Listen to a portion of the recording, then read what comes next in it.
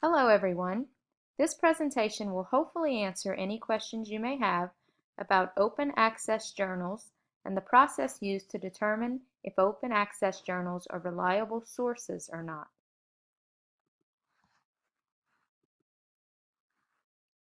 First, you may ask, what is open access? Open access means availability to all, a system where users of a library have direct access to bookshelves. The open access model is questionable because a person does not have to be affiliated with a university or college to use the resources. Open access refers to online research to include books, journals, databases, and other resources.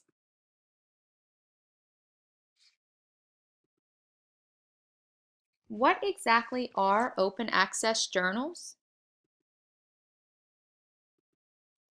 Open access journals were founded with a mission to develop a reliable platform and to provide unrestricted access to scientific literature for rapid dissemination of recent updates in various disciplines of science and technology at no cost.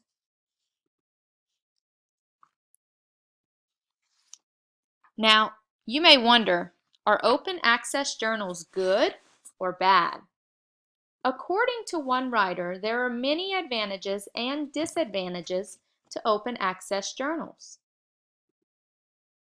One advantage to open access journals is the cost. Articles are freely available for anyone who wishes to read them. Having open access is also beneficial when trying to encourage students to read a variety of articles or journals available. Patrons are more willing to read on many topics if there is no cost. Another advantage to open access journals is that it provides access for researchers in developing countries. Through open access journals, researchers throughout the world can read and discover information by others in order to build on their own knowledge of a subject or topic. One last advantage is that teachers and students can access information and research throughout the world with open access journals. When looking at the negative aspects of open access journals, cost fits this category as well. While the end user doesn't have to pay to read an open access article, someone has to pay for the cost of publication. This is usually paid through the individual, writer, or through funding such as grants. Another disadvantage of open access journals is that sometimes the quality of the publication isn't what it should be. Articles published may sometimes mislead readers. It is important for the reader to learn how to determine if an open access journal is a reliable source. We will be reviewing a few tips that will help you with this process. Hello, this is Nicholas Carter, and I will be going over the introduction to the P.E.E.P approach, and I will be going over two examples of using the P.E.E.P approach to analyze open access journal articles. Alright, so for the first thing, in the introduction to the P.E.P approach, P.E.P stands for Publication, Editor, Editorial Board, and Publisher. And these are all things that you'll have to go through and look at when you're analyzing if a journal article is credible or not. So the first P stands for publication, and in this first step you want to research about the publication title and determine if the publication is familiar to you, if you know it's reputable or not. And if it's not very familiar to you, you'll end up having to do a Google search on that and sort of look up information on the publication and see how reputable it is. The first E is for the editor. So you want to look at the editor of the publication and any affiliates that they may have and determine whether or not that person is credible and if they are surrounding themselves with other credible people as well. The second E is for the editorial board. So usually when you have a journal article, there's an entire editorial board dedicated to making sure that the quality of work put out is credible and able to be used for research. So you want to go through and find out who all is on that editorial board, find out who they're affiliated with, whether it be a university or newspaper or some kind of world organization, and determine whether or not that as a group they're going to be a credible source of information. And then lastly is P for publisher. And you want to go back and look at who's publishing this work. Is it somebody who is trying to get out information to everybody and that information is going to be good? Or is it a publisher that may be leaning towards certain types of information and maybe not the most credible because they have their own view on things? And that's pretty much the P.E.E.P approach to analyzing journal articles. All right, now that we've looked at the introduction to the P.E.E.P approach, let's go ahead and turn to the 2 articles over open access that I use the P.E.E.P approach to evaluate. In the first article, it was an article over comparing the impact of open access versus non-open access articles in the same journals by Stephen Harned and Tim Brody. For the publication, I searched up who published the article, and it was DLib Magazine, which after a little bit of research I didn't know much about and had to look up some information. But having looked up the information, I found that they were affiliated with the Corporation of National Research Initiative and DARPA. Both of these institutions are well known and both very reputable sources. So this is pretty good when evaluating the journal article, pointing it towards some credibility. So the next thing I looked at was the editor, and the editor was Benita Wilson, who has been the editor of the magazine since 1998, and this is her first position as editor. Looking through research, I couldn't find anything negative about this editor, and she is working for the magazine, which is run by the National Research Initiative, which is a pretty reputable nonprofit, which we'll get to later. So right now, there's nothing bad on Benita Wilson, and she has been with the company for several years, so it seems pretty reputable still at this point. The next E is the editorial board.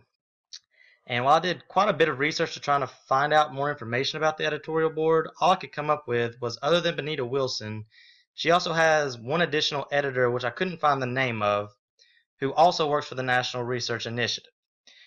She did also mention that outside of her expertise, any articles they receive, they send to external reviewers with the author's permission, and the author is able to decide whether or not they want to go ahead and continue with the process of getting their article in the magazine.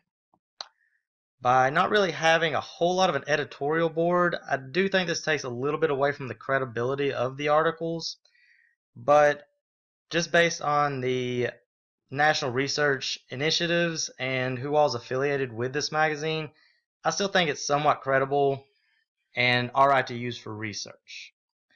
The last P is for the publisher, and the publisher of the magazine is the corporation, the National Research Initiative. From the website, I found that the publisher is a nonprofit organization started in 1986 to foster research and development for the national information infrastructure. One of the major goals for the program is to research and identify and nurture infrastructural technologies and services that will unlock the potential of information and knowledge along with technology itself.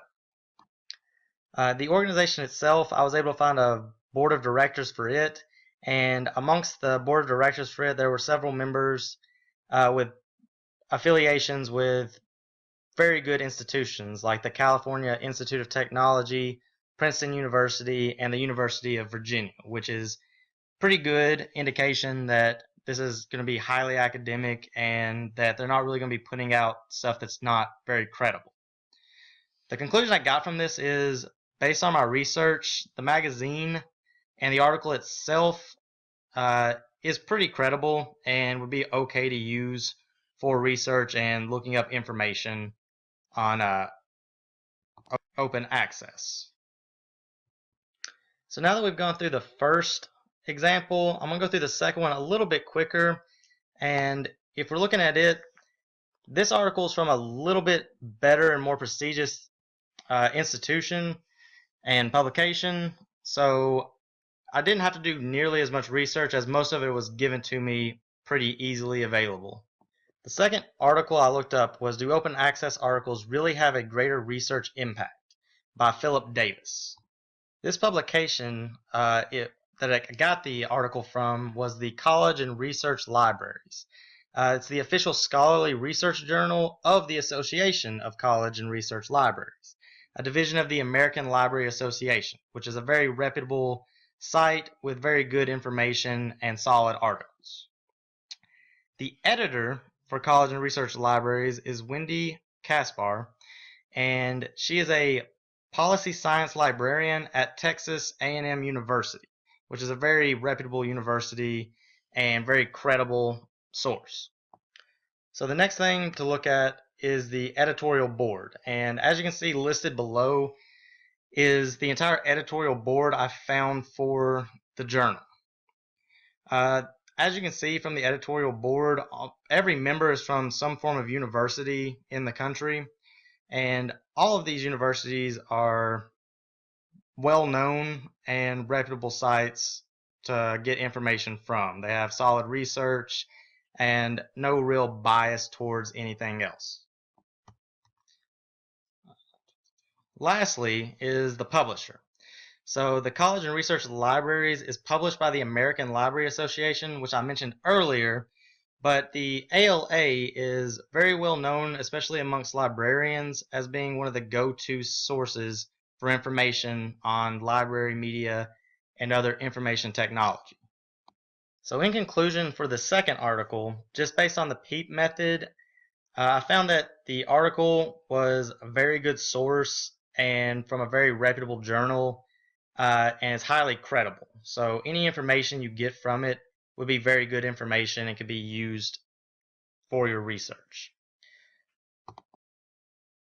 There are several additional resources that we found that would be helpful to using the P.E.E.P approach or to understanding open access journals and understanding what is classified as credible and acceptable to use for scholarly means and what is not acceptable.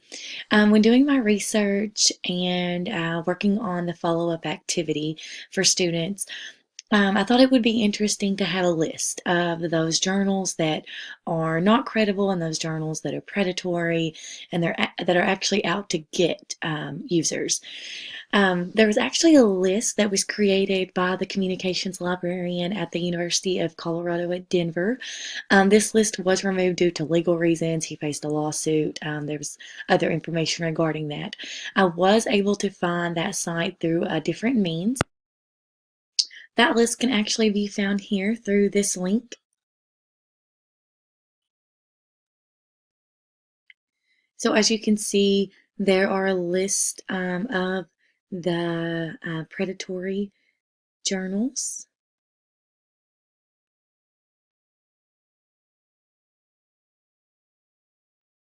The criteria for determining the predatory journals is right here, which you can access and read. Criteria for determining predatory open access publishers. And this was created by the communications librarian that I mentioned earlier. You can read through that. The list is actually pretty lengthy and pretty detailed. It's alphabetical, and there are many, many predatory sites listed. The next resource that we found that was very beneficial is just the opposite of what I detailed. It's actually a list of credible open access journals. This list is actually from the Directory of Open Access Journals, the DOAJ.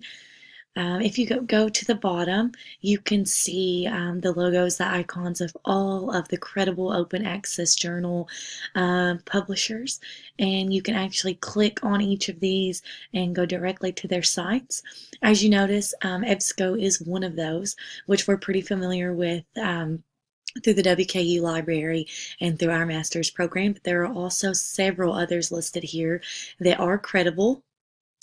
Another valuable resource was from the American Journal experts.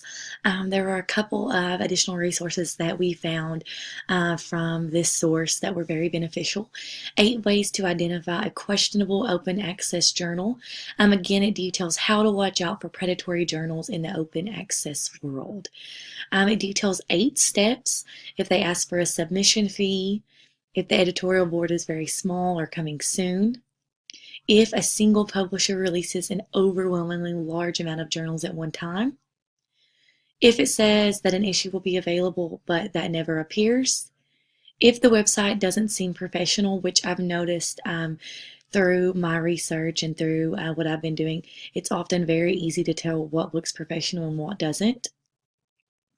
If the journal title notes a national or international affiliation that does not match its editorial board or its location, that can be fishy. If there are fundamental errors in the titles and the abstracts, or if the content of the journal varies from the title and stated scope. So again, this correlates with the P.E.E.P approach as we've discussed in class, but it was very beneficial, kind of breaks down 8 steps that will allow you to identify a questionable open access journal. The last resource that we felt was beneficial was the open access. What is it and how does it work? This article details what an open access journal is and how it works, how it's beneficial, and how it is to be used in research. This can be very beneficial, especially to those that aren't familiar with open access journals and aren't sure what open access journals provide, what makes them credible, and how they are actually used. As you have seen, there are many advantages and disadvantages to using open access journals. But before using them, be sure to follow the necessary steps to ensure this journal you are using is credible and not predatory. When in doubt, remember P.E.E.P. Look at the publication title, review the name of the editor and editor's affiliation, review the names and affiliations listed on the publication's editorial board, and look at the name of the publisher.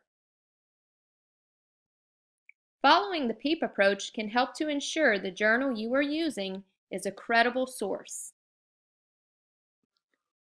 After analyzing the open access journals along with the P.E.E.P approach, our group has come up with a follow-up application activity for our classmates to be involved with and to apply what they've learned with the P.E.E.P approach. After reading the prompt below, there are 4 open access journals that are provided. 2 of the open access journals are predatory, meaning that they're not credible and not to be trusted, while 2 of the open access journals are credible. The goal of the activity here is to choose 2 of the open access journals that are actually credible and that could be used for the prompt below. And then the other 2 should be determined as predatory. So those would be 2 open access journals that would not be credible and that would not be appropriate to use for the prompt below. In order to do this, you must use the P.E.E.P approach, which we have discussed already, and then you must detail and justify your reasoning. So all that we're asking is that you give specific examples as to how that open access journal meets or doesn't meet guidelines to be a credible open access journal and to make sure that you follow the P.E.E.P approach.